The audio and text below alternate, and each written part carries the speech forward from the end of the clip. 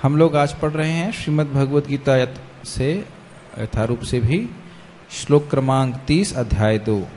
इसमें वह भगवान उस ज्ञान का उपसंहार कर रहे हैं। उपसंहार का मतलब होता है कंक्लूड करना, समाप्ति कर रहे हैं। मेरे फ़ोन को भी आप इस्तेमाल कर सकते हैं किसी को पढ़ना हो तो, जिसमें वह देह के लिए शोक करना और आत्मा के लिए शोक करना ये व्यर्थ है, इसकी वो बता रहे। तो ये आखिरी श्लोक है उस प्रकरण में। इस पूरे अध्याय में बहुत सारी बातें आ रही हैं, तो ये जो श्लोक चल रहे थे उसमें मुख्य शिक्षा यही थी कि देह के लिए शोक करने की आवश्यकता नहीं है और आत्मा के लिए भी शोक करने की आवश्यकता नहीं। तो ये आखिरी श्लोक है। देहि नित्यम वध्यो योयम, देहि नित्यम अवध्योयम, देहे सर्वस्य भारत, तस्मात् सर्वाणि भूतानि न त्वं शोचितुमर्हसि। देही का मतलब आप समझ रहे हैं, जो देह को धारण किया है। नित्य मतलब है आत्मा जो देह को धारण की है वह नित्य है और अवध्य है, उसको मारा नहीं जा सकता। अयम मतलब इस देह को धारण करने वाला। सर्वस्य भारता हर एक के, सर्वस्य मतलब जो भी देही है जो इस देह को धारण किया है वह अवध्य है और वह नित्य है। इसलिए तस्मात् इसलिए तुमको किसी भी जीव के लिए शोक करने की आवश्यकता नहीं है। स्पष्ट है अर्थ। हे भरतवंशी, शरीर में रहने वाले देही का कभी भी वध नहीं किया जा सकता, अतः तुम्हें किसी भी जीव के लिए शोक करने की आवश्यकता नहीं है। उसका कोई नुकसान नहीं हो रहा है। गीत अच्छा, शोक का कारण तो मुख्य बात है कि जब नुकसान समझें, तो जब आत्मा को मारा नहीं जा सकता और शरीर को भी मारा नहीं जा सकता क्योंकि तत्व वही रहते हैं, तो शोक करने की कोई आवश्यकता नहीं। ये बात बोल रहे हैं। गीता भूषण टीका। दुर्गे आत्मा के विषय में संक्षिप्त रूप से शिक्षा देकर भगवान विषय का उपसंहार करते हुए कहते हैं कि अर्जुन को आत्मा के लिए शोक नहीं करना चाहिए। लाइन स्पष्ट है।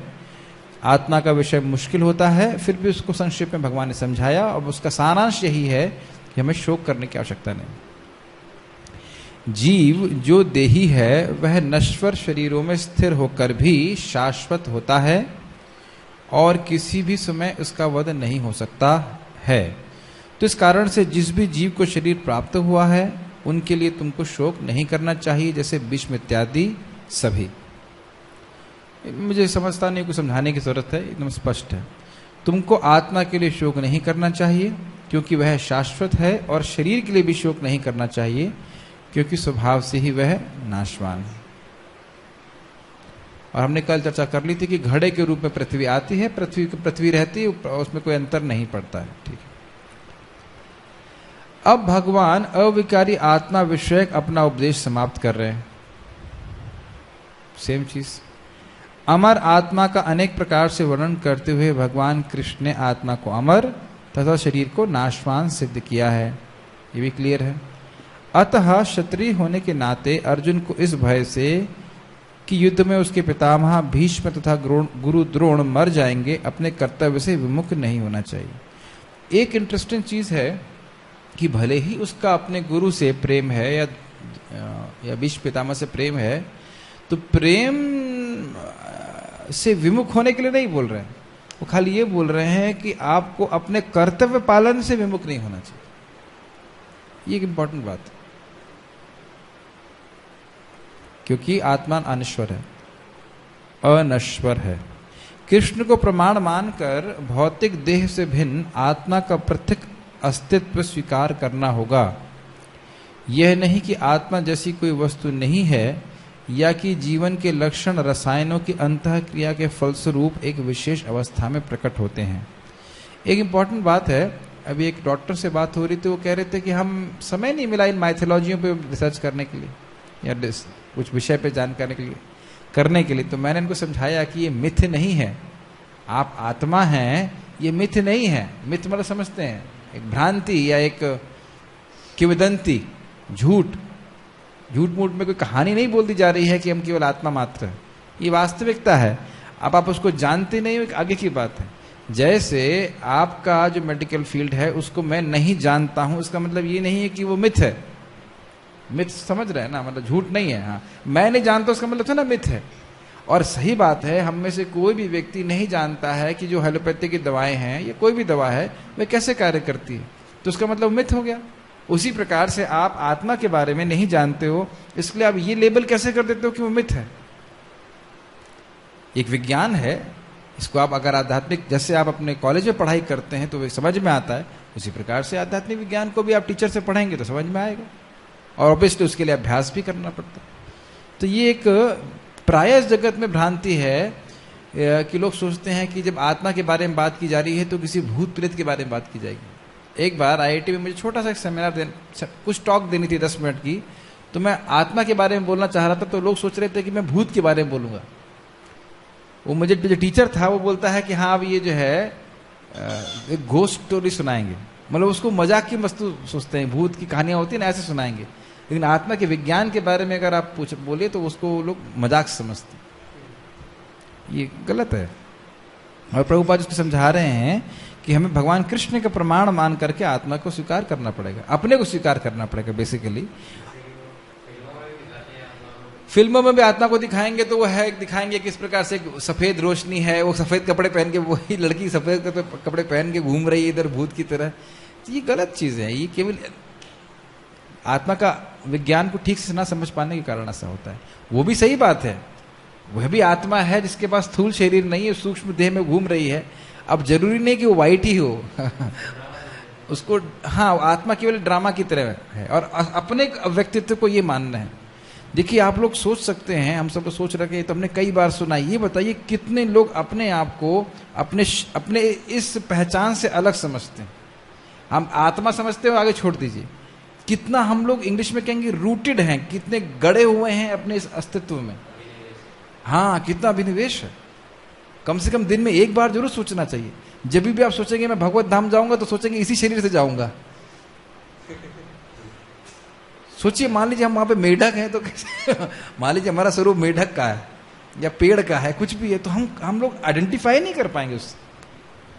कितना, मतलब कुछ भी हो सकता है, लेकिन मैं खाली बोल रहा हूं कि कितना हम लोग रूटेड हैं, कितना जड़ में फंसे हुए हैं।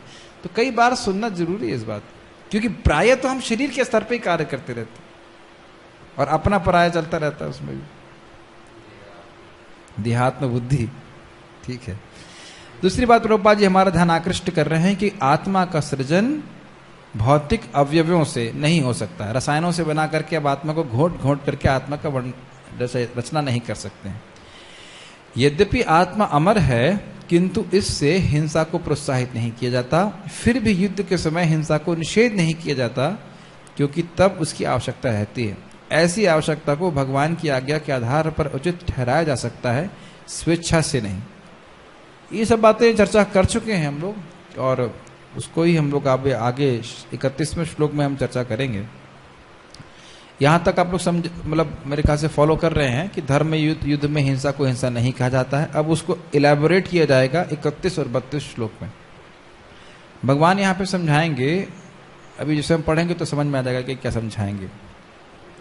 क्यों अपने स्वधर्म को अब नहीं त्यागना चाहिए। अब एक सूक्ष्म बात है जो आप लोगों को थोड़ी पकड़नी पड़ेगी। देखिए, जो व्यक्ति सनिष्ठ है उसको बोला जाता है कि स्वधर्म को बिल्कुल मत त्यागो, लेकिन स्वधर्म को निष्काम कर्म की भावना, निष्काम भावना से करो। प्रायः वेदों में बोलते हैं कि आप इसको करोगे तो आपको स्वर्ग प्राप्ति होगी, युद्ध में मर जाओगे तो युद्ध में मर जाना एक प्रकार का त्याग है, तो उस त्याग को करो ताकि स्वर्ग की प्राप्ति हो। तो वो व्यक्ति भौतिक इच्छा से रहित नहीं है, लेकिन उससे श्रेष्ठ क्या बोला जाएगा, सनिष्ठ भक्त को तुम युद्ध इसलिए करो ताकि तुम मुक्त हो, आत्मज्ञान की तरफ बढ़ो। तो जो सनिष्ठ भक्त हैं उनकी साधना क्या है, साधना है स्वधर्म का आचरण निष्काम भावना से। बहुत तेज है किसान, हाँ थोड़ा सा बेस कम कर सकते हैं उसका, ये थोड़ा आवाज कम कर सकते हैं। हाँ ऐसे भी ठीक है, थोड़ा सा आवाज अभी ठीक है। हाँ, तो यानी कि हमने क्या सीख रहे हैं यहाँ पे, ये बात समझ में आ रही है। सब लोग अपना माइंड ऑफ कर दिए हैं, ऑफ कर रहे हैं। यहाँ पे भगवान सनिष्ठों के बारे में बताएंगे। उससे पहले बता रहे हैं कि अगर सकाम कर्म भी करते हो यहाँ पे जो आर्ग्यूमेंट दे रहे हैं, तो भी स्वर्ग की प्राप्ति करते हो। अगर तुम युद्ध करते हो एकदम सकाम इच्छा से भी, तो भी तुम्हें स्वर्ग की प्राप्ति होगी। फिर यहां से वो डेवलप कर रहे हैं कि स्वधर्म पालन करने से फायदा क्या होता है। मैं रिपीट कर रहा हूं, स्वधर्म पालन करना एक सनिष्ठ भक्त के लिए साधना है। तो भगवान ऐसे डेवलप कर रहे हैं 31 और 32 श्लोक में कि स्वधर्म तुम अगर सकाम भावना से भी करते हो, भौतिक इच्छा से भी करते हो, तो भी तुम्हारा फायदा होगा। और अगर तुम निष्काम भावना से करोगे तो कितना फायदा। जैसे हम लोग भक्ति में बोलते हैं ना, अरे भाई तुम कैसे भी भौतिक इच्छा से भी भगवान कृष्ण की सेवा करो, बहुत अच्छा है, और लेकिन निष्काम से करोगे तो प्रेम प्राप्ति होगी। मेरी बात समझ रहे हैं? तो अब क्योंकि कोई व्यक्ति अगर भक्ति के लिए तुरंत रेडी नहीं है, इसका मतलब ये नहीं कि वो आत्मोत्थान पे कार्य नहीं करेगा। अभी भगवान जो स्टैब्लिश कर रहे हैं क्षत्रिय धर्म को, वह इसलिए कर रहे हैं जिससे स्वधर्म का जो सिद्धांत है वह स्थापित हो। प्रभुपाद जी भी इसको तात्पर्य में समझाएंगे। आत्मोन्नति तब शुरू होती है जब व्यक्ति वर्णाश्रम को पालन करना शुरू करता है। अब हम ये नहीं कह रहे कि हम सब लोगों को वर्णाश्रम पालन करना, वो अधिकार के अनुसार है। जो व्यक्ति भक्ति में अधिकार है उसको वर्णाश्रम में घुसने की, हाँ, श्रद्धा वही मतलब श्रद्धा अधिकार के अनुसार होती है। तो जिस व्यक्ति की ये श्रद्धा है कि भाई ये वर्णाश्रम ही पाकर करके करूंगा, तो वर्णाश्रम को स्थापित भगवान यहाँ पे कर रहे हैं। टफ लग रहा है, आप समझ पा रहे हैं? अभी आप जब श्लोक देखेंगे तो समझ में आ जाएगा। कुछ पूछ रहे थे? स्वधर्म की बात है, तो जैसे हम लोग यहाँ पे आश्रम में ब्रह्मचारी में, हाँ, तो सभी भक्तों का जैसे स्वभाव अलग अलग होता है। ठीक है। जैसे कुछ लोग रहते हैं जो कि उनको इंटरेस्ट रहता है प्रीचिंग में, कुछ लोग मतलब फंड राइजिंग में रहते हैं, कुछ लोग को डीटी में है, कुछ हाँ, लोग को क्लीनिंग में है। हाँ। तो क्या अगर उसको ही अगर लक्ष्य बनाकर और भगवान और गुरु के प्रसन्नता के लिए, तो वही स्वधर्म हो सकता है? देखिए ये अलग आएगा अभी आगे। अच्छा प्रश्न है। देखिए जो भक्त परिनिष्ठ है वह वर्णाश्रम का बाह्य रूप से पालन करते हैं, लेकिन उनका साधन भक्ति होता है। और अगर आप ब्रह्मचारियों की बात करें तो ब्रह्मचारियों के लिए तो अगर इस्कॉन के बारे में बात करें या भक्ति के बारे में बात करें तो केवल भक्ति ही है। फंड रेजिंग भी किस लिए कर रहे हैं? ताकि मंदिर की स्थापना हो, ऐसा कुछ हो। तो वो भक्ति से बिल्कुल भी अलग नहीं है। लेकिन फिर भी स्वरूप सिद्धा भक्ति में हमको लगना चाहिए। अगर हम केवल फंड रेजिंग करते हैं और श्रवण कीर्तन नहीं करते हैं तो हम फिर फंड रेजिंग केवल फंड रेजिंग के लिए करेंगे। स्वाध्याय एक धर्म बताया गया है, बिल्कुल सही बात है। लेकिन स्वाध्याय में भी अब हम लोग वैदिक चीजों को नहीं पढ़ते ज्यादा। हम जो भगवान की भक्ति को बढ़ाने वाली चीजें, बस भगवत गीता, भागवत, जो भगवान की भक्ति को हम आगे बढ़ाए, ये चीज पे हम फोकस करते हैं। अगर आप स्वाध्याय ले लें तो स्वाध्याय का तो कितना मतलब विस्तार है ना। आप उपनिषद पढ़ सकते हैं, ये पढ़ सकते हैं, वो पढ़ सकते हैं। लेकिन वो भी पढ़ते थे ब्रह्मचारी, लेकिन अब वो छोड़ करके केवल भगवत गीता भागवत में लेके आएंगे। तो मुख्य उद्देश्य तो देखिए भगवत गीता का ये है कि व्यक्ति भक्ति करे। लेकिन जब भगवान बोल रहे हैं वर्णाश्रम की, तो यह भी बहुत सारे लोगों के लिए आवश्यक है, उपयोगी है, जिनका केवल भक्ति पे अधिकार नहीं है कि केवल भक्ति ही करेंगे, तो उससे भी प्रगति होती है। लेकिन एक धीरे धीरे आप ये भी समझेंगे दूसरी दृष्टि से कि वर्णाश्रम के नियमों को एकदम ठीक ठीक पालन करना कलयुग में संभव भी नहीं। ये भी एक बहुत बड़ी दिक्कत है। आप सारे नियम अगर लिस्ट करना चालू करेंगे तो कहीं ना कहीं फेल हो जाएंगे। ये भी बहुत बड़ी दिक्कत है। लेकिन हाँ, एक जरूर बात है कि ये सिद्धांत हम जो भगवान सिखाएंगे आगे जाकर के निष्काम भावना से करना चाहिए, ये एनकरेज किया जाता है। ये आगे खैर अभी सब डिस्कशन आगे आएगा तो हम उसको जैसे आएगा करते जाएंगे। इस श्लोक में भगवान स्वधर्म को स्थापित कर रहे हैं कि अगर तुम स्वधर्म का आचरण भौतिक इच्छा से भी करते हो तो भी तुमको लाभ प्राप्त होगा। ये बात इस श्लोक में समझाई जाएगी और 32वें श्लोक में। तो इसलिए तुम्हें स्वधर्म को नहीं त्यागना चाहिए। फिर से समझिए, अभी तक भगवान ने बताया आत्मज्ञान के द्वारा तुम्हें शोक नहीं करना चाहिए, तुम्हें स्वधर्म का पालन करना चाहिए। इस श्लोक में क्या बोल रहे हैं? स्वधर्म का पालन तुम भौतिक इच्छा से करोगे तो भी तुमको लाभ है ना, स्वर्ग प्राप्ति हो जाएगी। तो ये पॉइंट बोला जा रहा है। ठीक है, आप देखेंगे कि भगवत गीता एक्चुअली बहुत इंटरेस्टिंग है और काफी उसमें विषय आपस में रिलेटेड भी हैं। ठीक है, 31वें श्लोक को देखेंगे। स्वधर्मपि चावेक्ष्य न विकम्पितुमर्हसि धर्मयाधियुधाश्रेयो अन्यत् क्षत्रियस्य न विद्यते। स्वधर्म मतलब अपने धर्म को भी निसंदेह अवेक्षा विचार करके ना कभी विकम्पितुम मतलब संकोच करने के लिए, अर्हसि तुम योग्य हो। बहुत अनुवाद पढ़ लेते सीधे। क्षत्रिय होने के नाते अपने विशिष्ट धर्म का विचार करते हुए तुम्हें जानना चाहिए कि धर्म के लिए युद्ध करने से बढ़कर तुम्हारे लिए अन्य कोई कार्य नहीं है। आप इतना समझ गए इस लाइन से कि भगवान अब एक सनिष्ठ भक्त की तरह अर्जुन को ट्रीट करते हुए उनको ये बोल रहे हैं कि स्वधर्म सबसे इंपॉर्टेंट है। और अब देखिए भगवान खींच के कहां लेके जाएंगे, सारे धर्मों को छोड़ के मेरी शरण में आओ। तो अब इस चीज को मैं थोड़ा आपका ध्यान देना दिलवाना चाहता हूं। 6 अध्याय जो हैं वह है सनिष्ठों के लिए। पहले वह निष्काम कर्म को योग करेंगे, फिर वह ध्यान योग करेंगे, फिर अष्टांग योग करेंगे, फिर वह भक्ति पे आएंगे। 6ठे अध्याय के आखिरी में भगवान ने बोल दिया ना कि भक्ति श्रेष्ठ है। 7 और 12 जो है वो शुद्ध भक्तों के लिए कि भक्ति ही करना है। तो इस प्रकार से परिनिष्ठ और आखिरी के अध्याय में फिर से निरपेक्षों के बारे में बात करेंगे। 18वें अध्याय जो आखिरी आप देखेंगे उसमें तीनों के बारे में बात हो रही थी। अगर आपको याद हो, सनिष्ठ वो उपसंहार टाइप का है, सनिष्ठ के बारे में है, परिनिष्ठ के बारे में है, निरपेक्ष के बारे में, तो उसकी चर्चा हम लोग पहले ही कर चुके हैं। लेकिन मुख्य जो है, जो भक्ति का सार है, वो भक्ति का जो सार प्रस्तुत किया है वो 7 और 12 में, 7 से 12 के बीच में किया गया कि भक्ति ही करना है। लेकिन वो व्यक्ति भक्ति योग तक आया कैसे? 6ठे अध्याय तक आया। तो जो नहीं स्वीकार कर सकता वह क्रमिक विकास को स्वीकार करे। इसको जान लेना चाहिए। लेकिन आप देखेंगे कि कलयुग में प्रैक्टिकल नहीं है। अष्टांग योग करना किसके लिए संभव है? संभव ही नहीं। हाँ, ये समझ लेना चाहिए कि जो व्यक्ति भक्ति में श्रद्धा रखा है उसने पिछले जन्मों में सब सारी तपस्याएं खूब कर ली, अन्यथा श्रद्धा नहीं होती उस व्यक्ति। अतः तुम्हें संकोच करने की कोई आवश्यकता नहीं। तो मतलब युद्ध करने से, क्षत्रिय के लिए युद्ध करने से, धर्म के लिए युद्ध करने से बढ़कर कोई कार्य नहीं। गीता भूषण टीका। अच्छा, एक सूक्ष्म चीज देखिए। अब बहुत सारी सूक्ष्म चीज आएंगी। हर व्यक्ति के जीवन में कुछ श्रेय की प्राप्ति जरूर होती है। श्रेय मतलब आगे इससे मेरा लाभ होगा। अब शास्त्र उसके अधिकार के अनुसार कि क्या वह श्रेय सोचता है उसको उपदेश दे रहे हैं। जैसे भगवान यहां बोल रहे हैं स्वर्ग की प्राप्ति होगी, ये श्रेय होगा, लेकिन ये परम श्रेय नहीं है। इस श्लोक में ऐसा बोल रहे हैं कि स्वर्ग की प्राप्ति हो जाए, तो ये परम श्रेय नहीं है, लेकिन एक अधिकारी व्यक्ति के लिए श्रेय है, ताकि वह कम से कम वैदिक नियमों का पालन करके धीरे धीरे प्रगति करे। मुझे लग रहा है कि चीजें थोड़ी थोड़ी टफ हो रही हो सकती हैं, लेकिन अधिकारी मतलब जिसका चेतना का लेवल कैसा है। कुछ लोग बहुत इच्छुक होते हैं स्वर्ग जाने के लिए, तो उनके लिए फिर उसी प्रकार की बातें बोली जाती। नहीं तो क्यों अन्य अन्य प्रकार के शास्त्र क्यों वेद व्यास जी ने लिखे? केवल भागवत में दे देते थे। Make sense? थोड़ा सा सोचेंगे तो आप समझ में आने लग जाएगा मैं क्या यहाँ पे बातें बोली जा रही हैं। सभी लोगों को आत्मज्ञान देकर जो परमात्मा के ज्ञान के लिए आवश्यक है, भगवान अब सनिष्ठ भक्तों के लिए उपदेश करेंगे। सनिष्ठ अर्थात जो क्रमिक आध्यात्मिक विकास के पाठ नहीं होना चाहिए, पथ पर होते हैं, मतलब वर्णाश्रम का पालन करेंगे और वह निष्काम कर्म से करेंगे। देखिए, जब भी आप किसी को आत्मज्ञान देते हैं या आत्मा के बारे में बात करते हैं, तो आप ये भी जानते हो कि बात करने से केवल काम नहीं चलने वाला।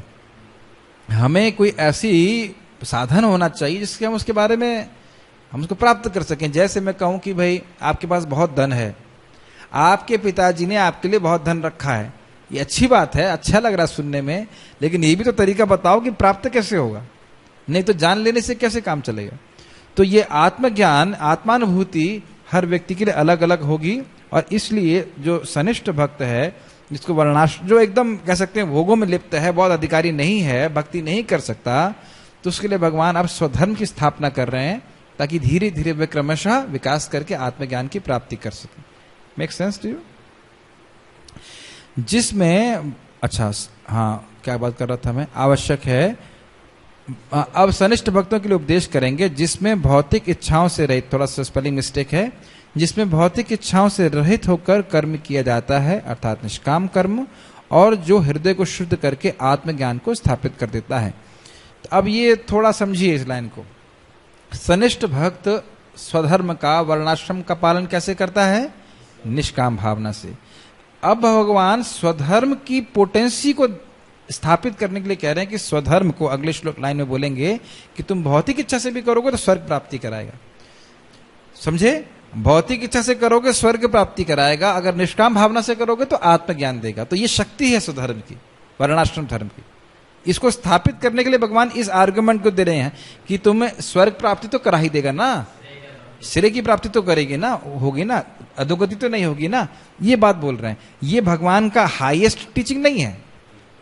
जैसे अब बोला जाता है कैसे भी भक्ति करो, उस दिन महाराज बता रहे थे ना कि भक्ति कैसे भी की जाए अच्छा होता है, लेकिन महाराज ने बाद में क्या बोला, ये पराभक्ति नहीं है।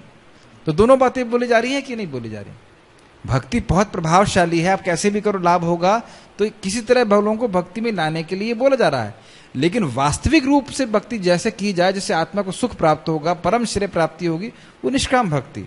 तो उसी तरह से यहाँ पे स्वधर्म की स्थापना की जा रही। ठीक है, ओके, एग्जैक्टली। हम एक बोलते हैं एक माला तो करो, अरे कैसे भी करो, सोते जागते बिना नहाए हाय कैसे भी करो। तो यह कि भाई नाम करना तो शुरू करे, क्योंकि देखिए स्वधर्म का बिल्कुल आचरण नहीं करेगा मतलब पशु, तो वहां से शुरू करे, कम से कम भूमिका बनेगी। यस, इस आत्मज्ञान में निष्काम कर्म के द्वारा स्थित होने के प्रति निष्ठा उत्पन्न करने के लिए भगवान इन पहले दो श्लोकों को कह रहे हैं, जिसमें सकाम कर्मों के संपादन से किस प्रकार भौतिक फल मिलते हैं इसका वर्णन है। ये समझ में आ गया लाइन? कैसे स्वधर्म को, क्षत्रिय ब्राह्मण इत्यादि कार्य को जब आदमी भौतिक इच्छा से भी करता है तो भी उसको लाभ होता है, यह स्थापित करने के द्वारा वह स्वधर्म में निष्ठा उत्पन्न कर रहे हैं। और कैसी निष्ठा, कैसा स्वधर्म? जो निष्काम रूप से स्थापित किया जाएगा, निष्काम भावना से किया जाएगा। क्या टफ तो हो रहा है? ठीक है, फिर से रिपीट कर रहा हूं मैं, जब स्वधर्म आप सकाम इच्छा से करते हैं तो भी स्वर्ग प्राप्ति कराता है। तो स्वधर्म बढ़िया चीज है, ये कहना चाहते हैं स्वधर्म बढ़िया चीज है। आप अगर निष्काम से करोगे तो आपको मुक्ति मिल जाएगी, ये फायदा, ये बात बोल रहे हैं। युद्ध का कर्तव्य एक क्षत्रिय के लिए सदा ही नियत होता है, जैसे यज्ञ एक नियत कर्म होता है। समझ रहे हैं? प्रेस्क्राइब्ड, ये करना ही है युद्ध तुमको। आगे बड़े बड़े अच्छे अच्छे आर्गुमेंट बोलेंगे कि देखो यज्ञ करके स्वर्ग की प्राप्ति कब होती है? मरने के बाद। आज आपने यज्ञ किया, 20 साल जिए, फिर आपको स्वर्ग मिलेगा। लेकिन अगर आप युद्ध में मर गए तो स्वर्ग कब मिलेगा? तुरंत मिल जाएगा। ऐसे करके आर्गुमेंट दिए जा रहे हैं, बड़े सुंदर सुंदर आर्गुमेंट्स हैं, वो आगे आएंगे। युद्ध में शत्रुओं का वध यज्ञ में पशुओं के वध के समान है और किसी भी पाप का कारण नहीं बनता है। दोनों पक्षों में हिंसा की जाती है, परंतु इसका उद्देश्य उन लोगों या उन शरीरों को स्वर्ग की प्राप्ति कराना होता है जब वह अपने हीन शरीरों और लोगों को त्याग देंगे। ये तो तुम स्पष्ट है, कोई शत्रु मरेगा तो ये स्वर्ग की प्राप्ति करेगा, और ब्राह्मण के द्वारा जो कोई जानवर को मारते हैं तो वह भी स्वर्ग की प्राप्ति करेगा। लेकिन हमें समझ में आना चाहिए कि कलयुग में एप्लीकेबल नहीं है। ये भी बात हमें याद रखना चाहिए कि ब्राह्मण इतने शक्तिशाली नहीं है। इसमें छोटी सी कहानी बताना चाहता हूँ, महाराज बहुत अच्छा बताए थे। कह रहे थे कि एक बार एक राजा ने, सत्य घटना है, उसने कहा कि ब्राह्मणों का पतन हो गया है तो मैं ब्राह्मणों को चेक करता हूँ। सुना है आपने? बहुत अच्छी कथा है। तो उन्होंने कहा सारे ब्राह्मणों को बुलाओ राज्य के। तो बोला देखो ये पहले जमाने में अगस्त मुनि थे, तो उन्हें तो पूरा सागर पी लिया, तो कोई बहुत पानी का विशाल सरोवर था या कोई बड़ा विस्तार था कि आप में से कोई ब्राह्मण अगर पक्का है तो उसे पी जाइए, तब तो हम मानेंगे, नहीं तो हम नहीं मानेंगे अब ब्राह्मण है। तो ब्राह्मण बड़े चतुर था, एक उसने बोला कि भाई देखिए आप क्षत्रिय हैं और भगवान रामचंद्र भी एक क्षत्रिय थे, तो उन्होंने पानी के ऊपर पत्थर बहा दिया, तो आप इस सरोवर के ऊपर पत्थर डालिए कि तैर जाए। तो वो समझ गया, पर उसने क्षमा मांगा। कहता जैसे क्षत्रियों का पतन हुआ वैसे ब्राह्मण का भी पतन हुआ। अब हर ब्राह्मण अगस्त मुनि नहीं है, जैसे हर क्षत्रिय रामचंद्र भगवान नहीं है। देखिए खैर ये कहने का अर्थ ये था कि अब यह सब चीजें हैं, ये सत्य है, सारे कथन सत्य हैं, लेकिन अब ये सब एप्लीकेबल भी नहीं है। हम ये भी नहीं कह सकते कि इस समय जो भी युद्ध हो रहा है वो धर्म युद्ध हो रहा है, ये भी नहीं आप नहीं कह सकते। और धार्मिक तरीके से भी नहीं हो रहा। ऊपर से हवाई जहाज से बम गिरा देना, हम लोग मान लो बसे बैठे क्लास कर रहे हैं, है ना, ऊपर से बम गिरा दिया, तो अब ये नहीं कह सकते कि धर्म युद्ध है वो, इजंट इट? आतताई बोले या कुछ भी बोले, लेकिन धर्म तो नहीं है। खैर, इसलिए हम लोग साथ में चलते हुए स्वधर्म में निष्ठा को हटा भी देंगे कि स्वधर्म पालन करना संभव नहीं वास्तविक रूप से। प्रभुपाद जी तात्पर्य में बोलते भक्ति ही कर ले और पार हो जाए। इस संबंध में स्मृति का कथन है कि आहावेशो मिथोन्योन्यम जिघांसतो महिक्षितः युध्यमानः परम शक्त्या स्वर्गम यान्त्य अपरांग मुखा। राजा विरोधी को मारने के इरादे से एक दूसरे से पूरी शक्ति से और बिना पीछे हटे लड़ते हुए स्वर्ग तक पहुंचते हैं। ये मनुस्मृति है। इसको आप समझ सकते हैं, जैसे राणा सांगा हुए थे, राणा और कौन से थे, प्रताप, ये सब लोग जो महाराणा प्रताप, ये सब जो है इसको पालन किया करते थे, वापस नहीं जाते थे। ये सारे श्लोक मैं समझता हूँ प्रभुपाद जी भी टीका में कोट कर रहे हैं, अभी आएंगे। ये हो गया किसके लिए? क्षत्रियों के लिए, कि क्षत्रिय अगर युद्ध करते हैं तो ये कोटेशन है, वो लोग स्वर्ग प्राप्ति करेंगे। यज्ञेषु पशवो ब्रह्मन् हन्यन्ते सत्तम द्विजै संस्कृतः किल मंत्रश्च तेपि स्वर्गम अवाप्नुवन। अगर आपने प्रचार करना है तो ये श्लोक भी याद कर सकते हैं, कोट कर सकते हैं, किस प्रकार से ब्राह्मणों के द्वारा व्यक्ति नहीं पशु मारा जाता था तो मंत्र के प्रभाव से शुद्ध होकर के स्वर्ग प्राप्ति करता था। ब्राह्मणों द्वारा बलि में मारे जाने वाला जानवर मंत्रों से शुद्ध होकर स्वर्ग तक पहुंचते हैं। अब दिक्कत यह है कि आजकल जो ब्राह्मण है वही मंत्र से शुद्ध नहीं होता, वही खैनी खाते हैं, सिगरेट पीते हैं, तो बेचारा वो क्या उच्चारण करेगा? अब मंत्र भी नहीं पता रहता है और उस मंत्र को बोलने की योग्यता भी नहीं है अगर वह खैनी खा रहा है या सिगरेट पी रहा है। तो ये सब सत्य है लेकिन योग्यता नहीं है अभी। इस प्रकार अपने स्वधर्म पर विचार करते हुए आपको उस स्वधर्म से विचलित नहीं होना चाहिए। ये लाइन बहुत इंपॉर्टेंट है कि इस स्वधर्म का पालन अगर मैं भौतिक इच्छा से भी करूंगा तो मुझे श्रेय प्राप्त होगा, इसलिए तुम्हें घबराना नहीं चाहिए, और इसमें तुम्हें कोई पाप नहीं लगेगा, इसलिए भी घबराना नहीं चाहिए। ये बात इंपॉर्टेंट। आपने कहा कि आप इस हत्या में कोई लाभ नहीं देखते हैं। कौन बोल रहा है? ये भगवान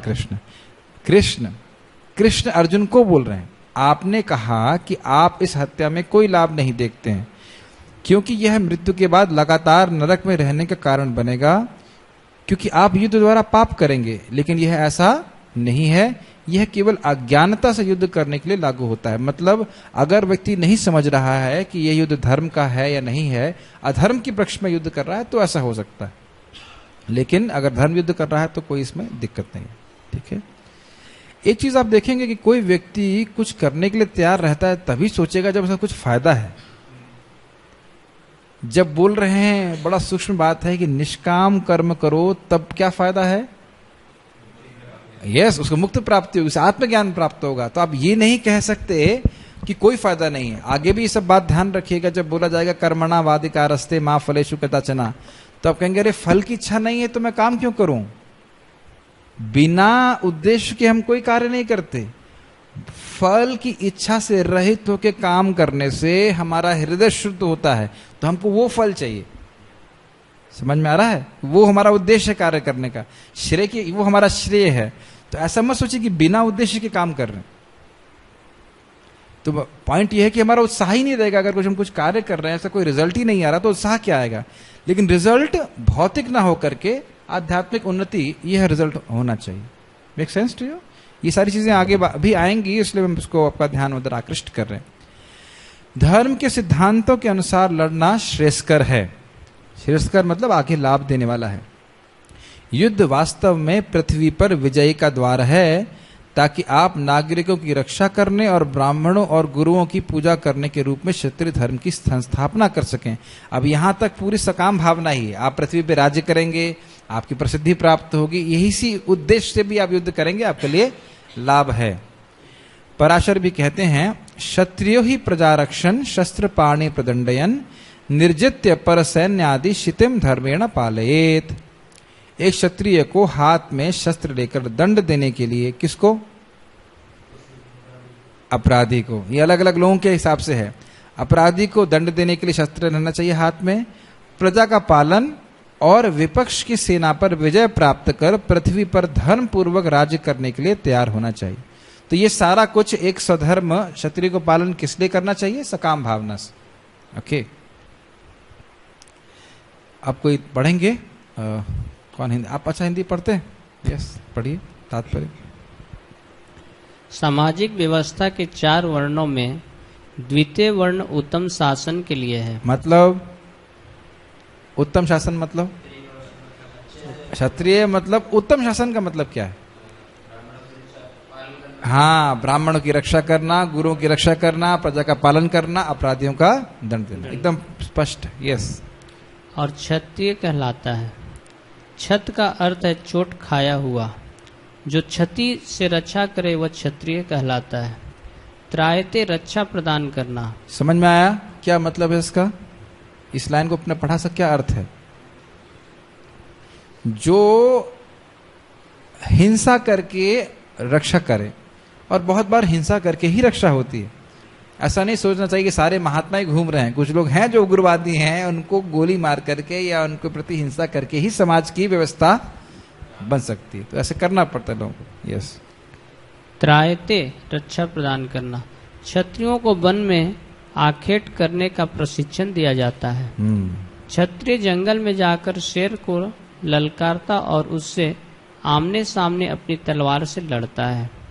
शेर की मृत्यु होने पर उसकी राजसी ढंग से अंत्येष्टि की जाती है।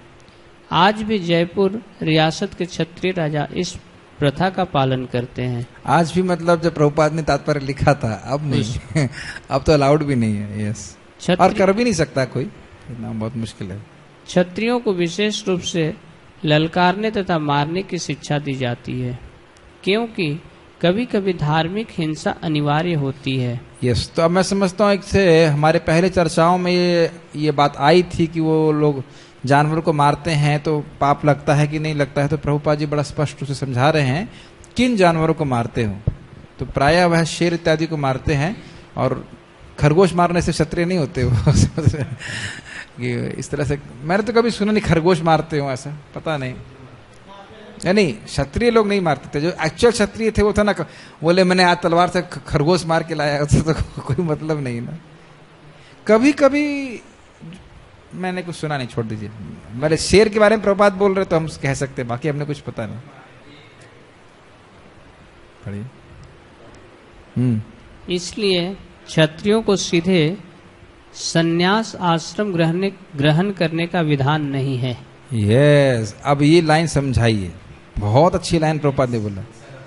हिंसा करते हैं, कूटनीति करते हैं, हृदय तुरंत शुद्ध नहीं होता है। बहुत अच्छा बात शिला प्रभुपाद जी बता रहे हैं, और बता रहे हैं क्यों सनिष्ठ या स्वधर्म का पालन करना जरूरी है, ताकि वह क्रमशः शुद्ध हो जाए। वानप्रस्थ तक जाने के लिए बोला जाता है। ब्राह्मणों को बोला जाता है कि उनके लिए संन्यास अनिवार्य है।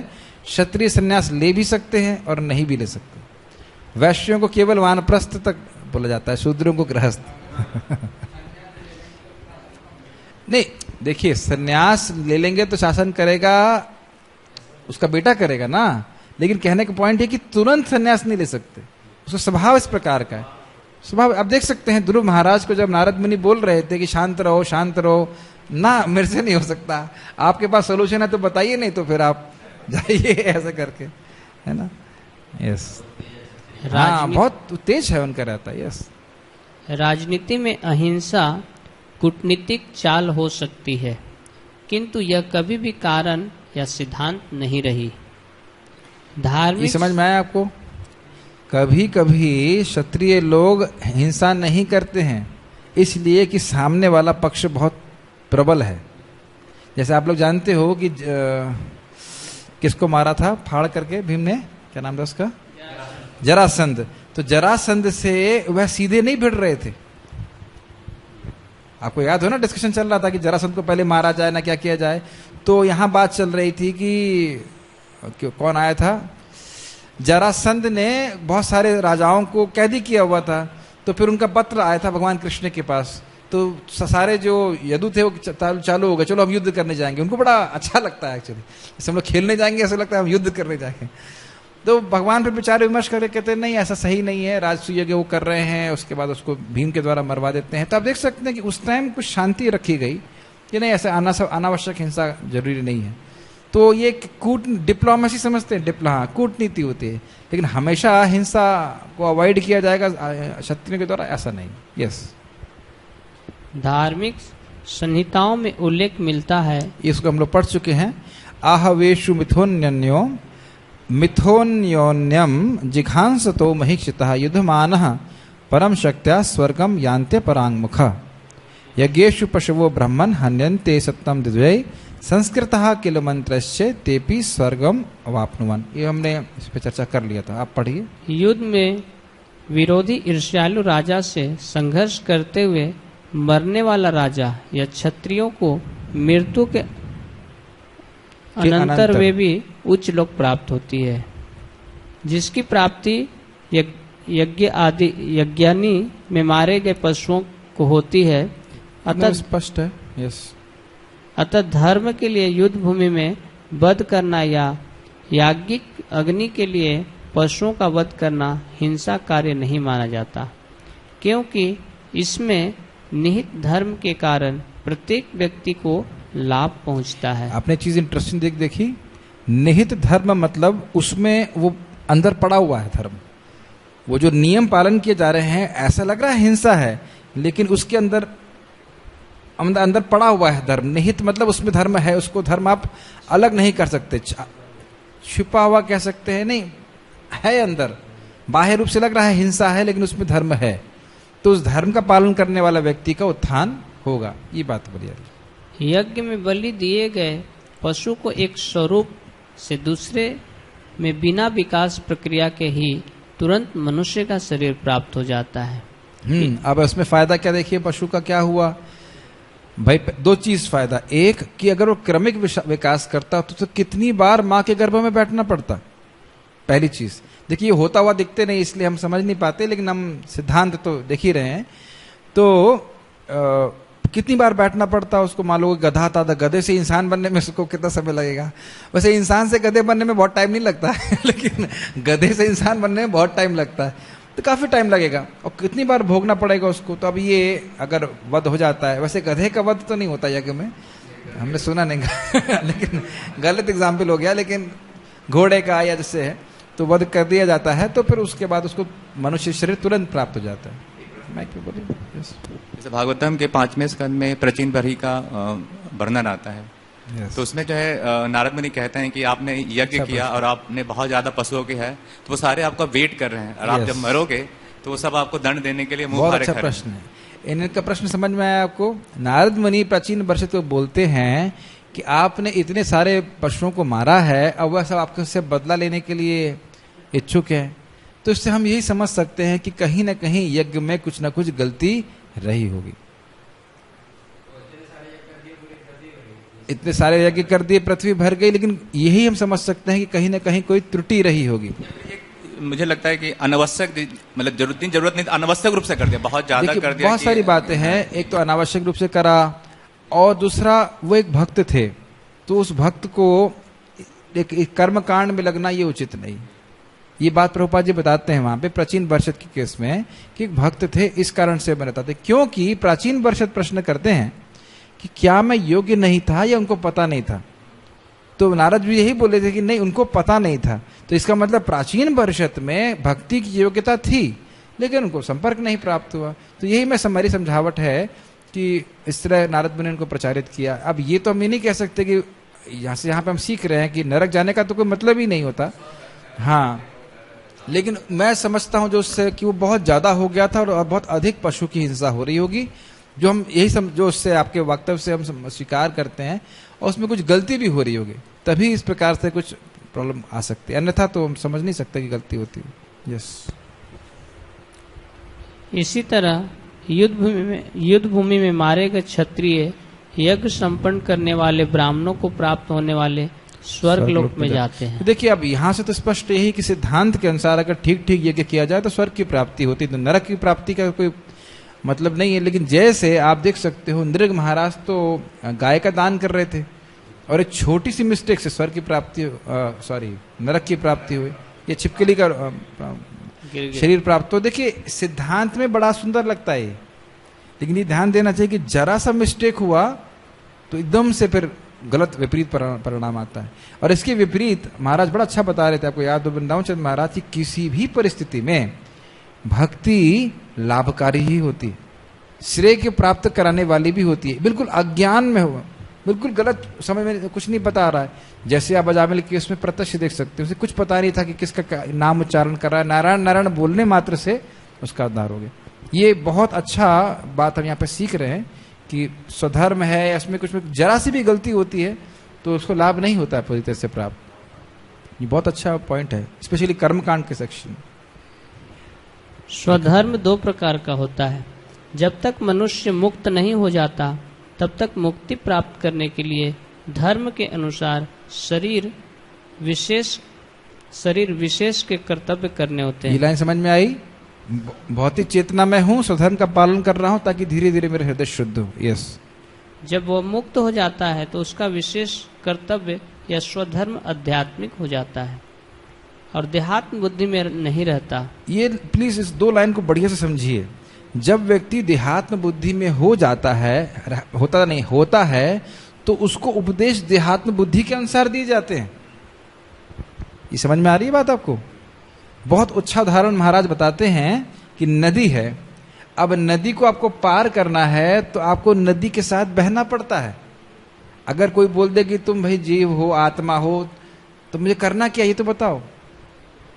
तो अब शास्त्र बोलता है कि तुम ब्रह्मचारी हो, तुम स्त्री हो, तुम राजा हो, और उसको कर्तव्य बताते हैं। यह भी अविद्या ही है, समझ रहे हैं? लेकिन उस अविद्या में रहते हुए, धर्म का जो पालन करते हुए व्यक्ति धीरे धीरे जब आत्म साक्षात्कार के स्तर पर पहुंच जाएगा तब उसके लिए इस नदी के संग बहना कोई जरूरी नहीं है। जैसे कि व्यक्ति नदी को पार कर गया तो नदी को संग बहना कोई जरूरी नहीं।